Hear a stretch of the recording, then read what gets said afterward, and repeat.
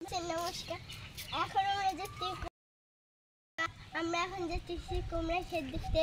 সবাই আমাদের কুমড়া ক্ষেত দেখুন, কত মোটা মোটা কুমড়া ক্ষেত হবে। আপনারা সবাই দেখতে থাকুন, আমরা কি কি করতেছি দেখুন।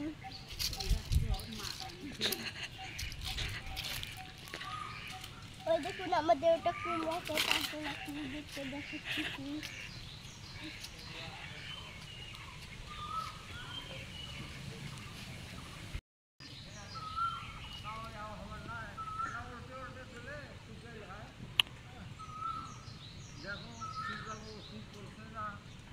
দেখুন আমি দরজাটা খুলেও নিয়েছি, এখন আমরা ভিতরে যাওয়ার পালা। আমি কুমড়া দেখতেছি কোনটা কত বড় সর্ষের গাছ কি সুন্দর করে বস্তা দিয়ে খেয়েছি। এদিকে আরো কুমড়ার গাছ আছে, সবাই দেখতে থাকুন। দেখাচ্ছি এদিকে দেখলাম একটা কুমড়া পড়ে গিয়েছে। কুমড়াটা খুব সুন্দর দেখতে, পাখিও গিয়েছে।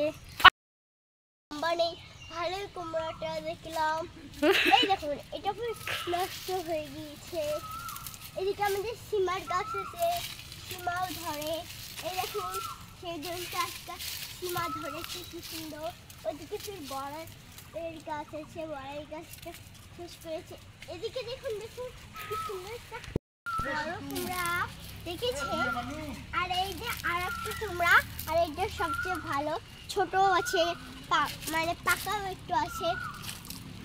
এদিকে আরো আছে কুমড়া, মরচের গাছে আমি দেখলাম। ওই যে দেখুন ওইদিকেও ফির কুমড়া আছে। আগে আপনাদেরকে এসব কুমড়া দেখাচ্ছি। এই দেখুন এটা খুব তাজা কুমড়া আছে, আর এটা সবচেয়ে ভালো কুমড়া, ফ্রেশ কুমড়া, সেই জন্য একটু মোটা হয়েছে।